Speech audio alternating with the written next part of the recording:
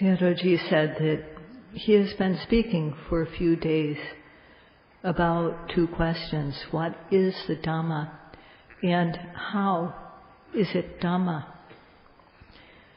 Because it bears the one who bears it, it is called the Dhamma.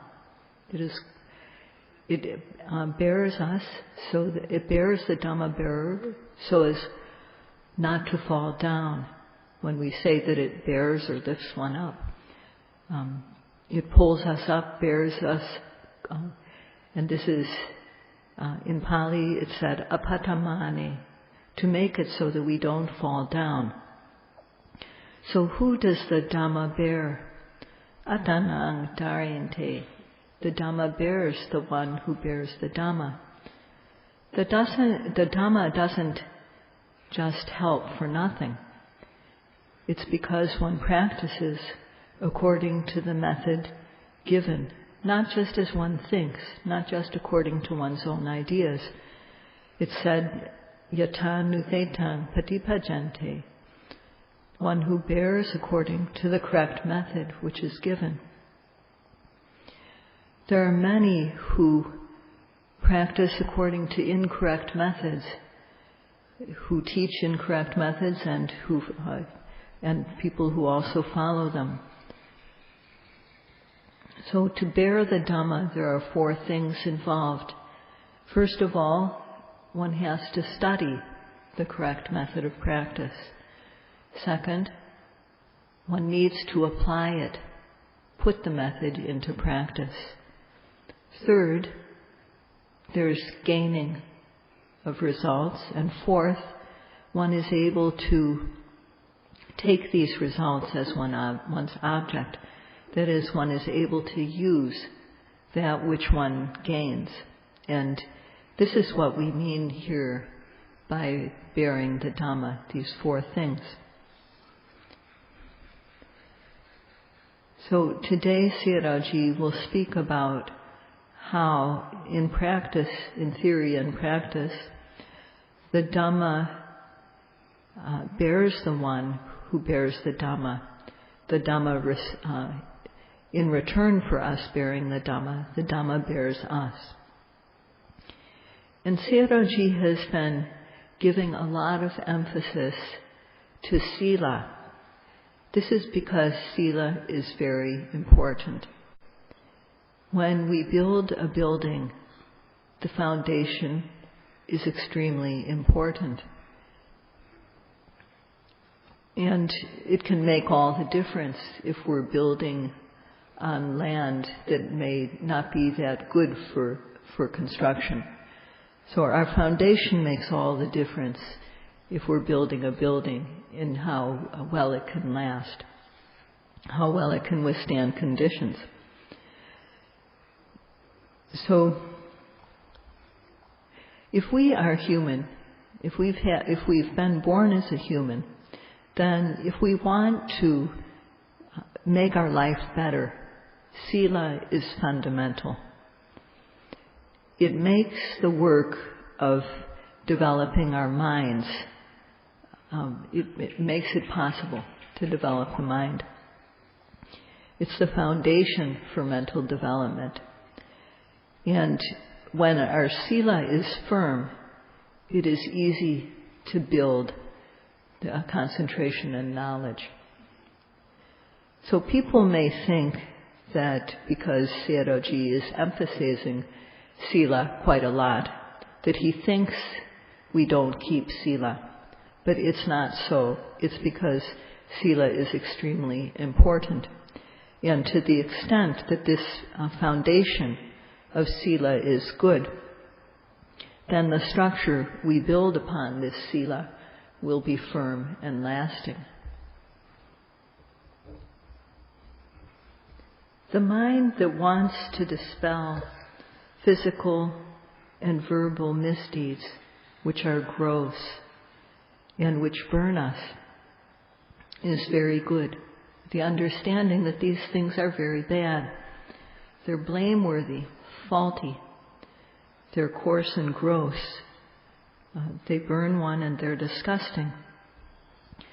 whether we just reflect on this on our own, or if we read it in a book, or if someone who wants what's good for us tells us this, then we know. We know the method. So, knowing the method of how to keep our physical and verbal behavior clean. In order to know it, we have to study. So, once we know the method of keeping our physical and verbal behavior clean, then we're free of ignorance regarding the method. So, to learn the method, to study the method, if we do this by listening or by discussing, by reading, then we're able to dispel our ignorance about the correct method. And this knowledge that we gain lifts us up. The correct method is explained in the scriptures. These are called Pariyatti Dhamma. This Dhamma of Pariyatti lifts us up when we study it. It removes our ignorance regarding the theory, regarding the method. Ignorance is a kilesa. And the Dhamma Sayadaw mentioned earlier, in Pali it said, Dharanancha panetasa, apayadi vibhataka, kilesa vidansana. The Dhamma bears us by destroying the kilesas. Kilesa vidansanam. So, when we learn the method, when we study and learn the method, then this Dhamma of Pariyatti dispels the kilesas. And that's why Sayadaw said that first of all, to bear the Dhamma, the first part of this is studying the method.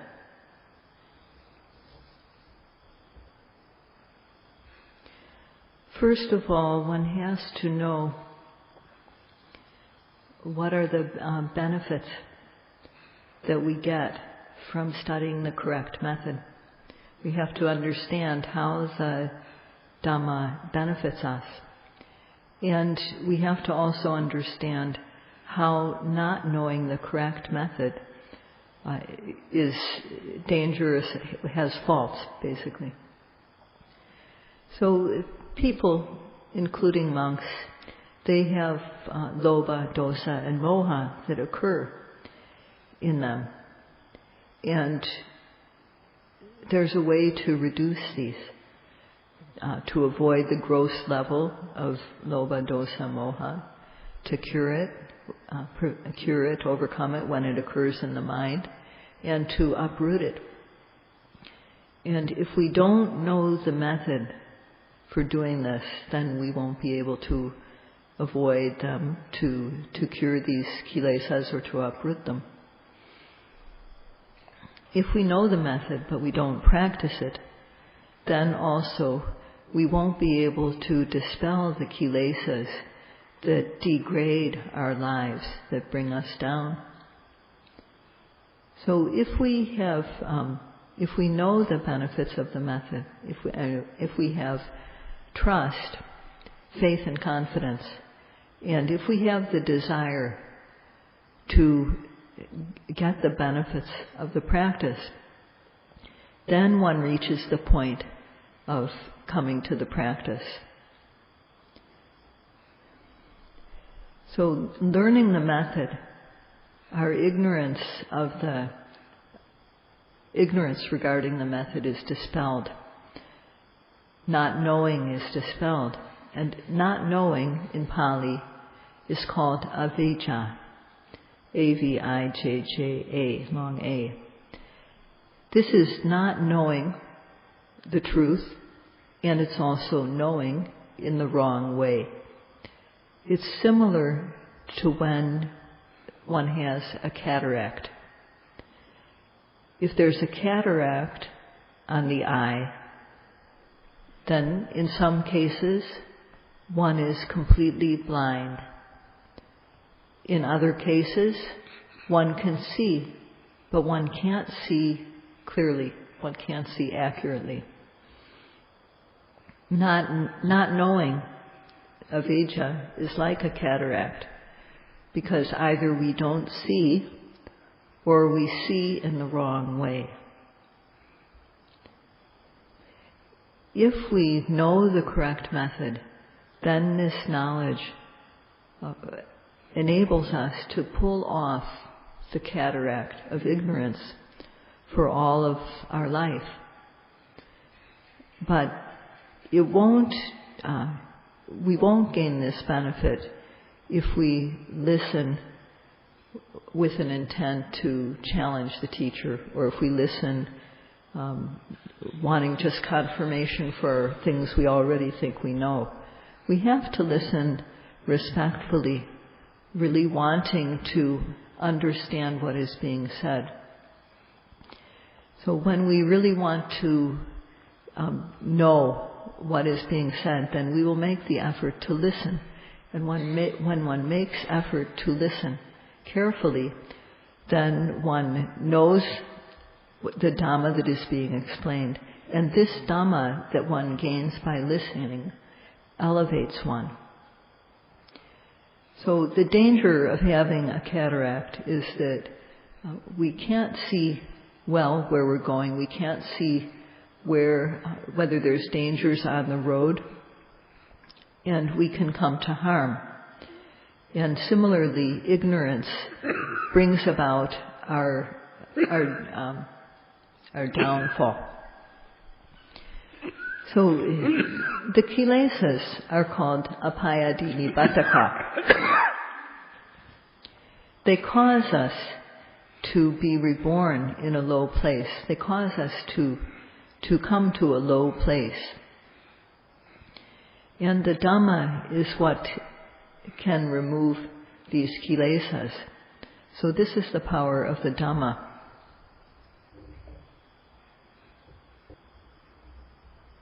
Lifetimes which are devoid of happiness, devoid of human happiness, or the happiness of the devas, or the most peaceful type of happiness.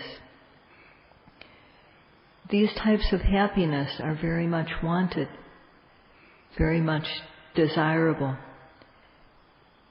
And the happiness, the best happiness of all, is that of no new lifetimes occurring. What destroys these four kinds of happiness are misdeeds. The lack of Sila. When there's no Sila, then if there's extreme greed, extreme selfish greed, then one will resort to stealing. One will resort to various kinds of sexual misconduct. And one will resort to lying for one's own benefit. So due to extreme lobha, one commits transgressions, and these cause one to come to a low state. This is what is meant by the word nibbātaka in Pali. They cause one to arrive at these low states. When there's extreme anger, we kill and torture. When there's envy, also jealousy, one may work in order to harm others or lie for one's own benefit.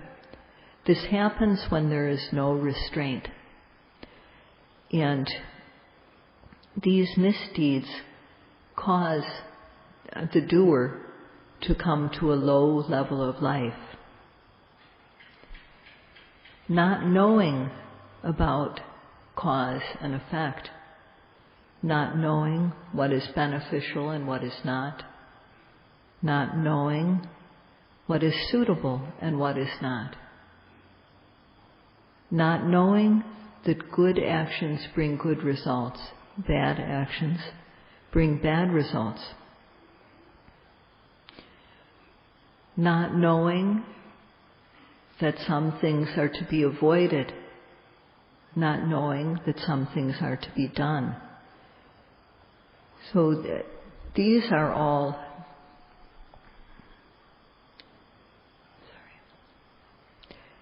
also kilesas. And like a cataract, just as when one can't see, when one has a cataract, or one can't see correctly, these things also, they make us not see correctly, and they might make us not see at all. And when we can't see the rocks that are in front of us on the road, then we can fall. In the same way, when we don't see what is bad to do and what is good to do, then we do the wrong thing and we come to harm. So when we can dispel this type of ignorance, all these forms of ignorance, then our vision becomes clear, just like when we take off the cataract. Without this, with moha, we don't have any, with ignorance about what is good and what is not, we don't have any consideration for others, and then we turn to harming others. So all these too are kilesas, these mental, these forms of kilesas that involve not knowing. And these cause us to go to a low state. But if we keep Sila firmly, then when there's extreme selfish lobha or extreme dosa, one won't go to extremes based on lobha. One won't have extreme dosa. One won't be devoid of metta. The cruelty that comes when there's no karuna will also not be there. The extreme ignorance also. All these gross levels of kilesas are eliminated by keeping Sila. When one has the practice when one has the determination to avoid misdeeds, then we don't perform physical and verbal acts that are gross. And how good this is, we can just calculate for ourselves. So, bearing the Dhamma and the Dhamma bearing us, this bearing of the practitioner is so that one doesn't go down, is done by dispelling the kilesas, dispelling kilesas by avoiding what should be avoided, by curing what should be cured, and what should be and what needs to be uprooting what needs to be uprooted. By dispelling these, otherwise they will make us go down. So there is a method for doing this, for eliminating the kilesas that cause our life to become low. And knowing this benefit, we need to study the method so that we know it correctly. And this is done by listening, this is done by discussion, and this is done by reading. And all these are important ways to learn the correct method. When one knows the virtue of Sila, then one who wants to gain the benefits that it brings will avoid doing wrong things.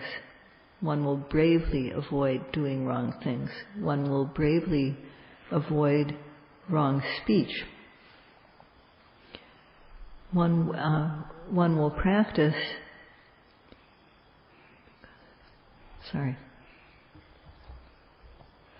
One will practice according to the method because one knows the method.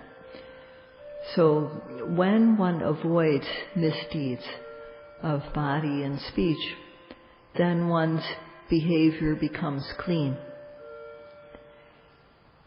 So avoiding misdeeds, we gain physical and verbal purity, the purity of our physical and verbal behavior. So this is how the Dhamma makes us clean.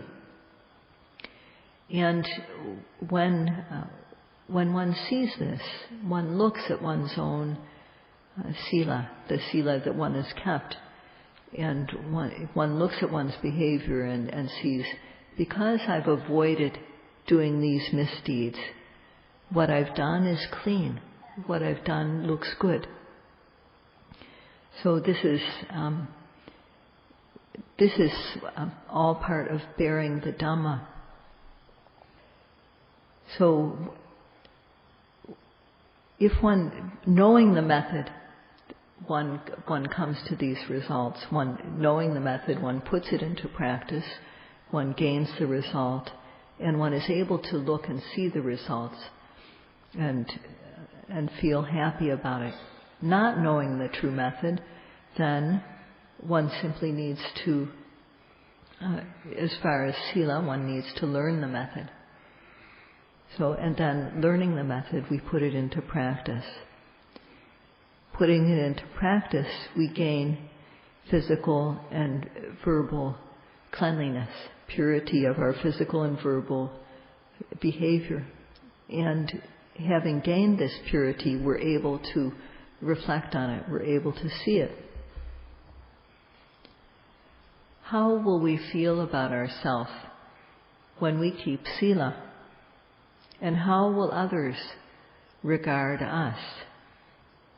Will they think, this person's a bad person? No, of course not. They won't think like that. They will think that this person is a good person. The reputation of one who keeps Sila spreads all over. While flowers that are fragrant, their fragrance is carried by the wind. But the fragrance of Sila, of good conduct, spreads all over, regardless of which direction the wind blows.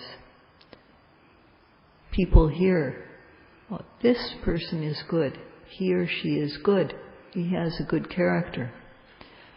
So although the scent of flowers is borne by the wind, the good reputation of someone who keeps Sila goes all over, spreads all over. Without keeping Sila, even if one is good looking, they won't look good to others. Their bad behavior makes them unsightly. It's as though Sila, it can be compared to clothes that we wear neatly. When we wear our clothes neatly and the clothes are well kept, then we're good to look at. But if our clothes are all disheveled or if they don't cover us completely, then we may not look so good. So clothing can be, the Sila can be compared to clothing that makes us look good. The beauty that we gain by keeping Sila is a natural beauty. There's no makeup needed to gain this beauty. Nowadays, people spend a lot of money to fix up their appearance, but Sila doesn't require any expense like this. And it's also compared to jewelry, a type of jewelry that looks good on everyone. It's also said that when people undertake Sila, they don't go to lower places. They don't go to the Apaya realms. So a human being, for example, if one keeps Sila, won't go to apaya. So we can look at this, all these ways that Sila benefits us, and we can see how beneficial it is to keep it. And one who values one's good conduct, one who values Sila, will work to preserve it, just like some possession that is very valuable to us. If something isn't valuable, we'll just let it go or we'll throw it out. But if we value it, we won't. We'll keep it so that we can preserve it, so that we can keep it a long time. And the more we keep our Sila, the better and better it looks. So the Buddha did not want us to fall into lower states. He didn't want our lives to become low. So he taught what he had learned. The Dhamma is something that lifts up the person who practices according to the Dhamma.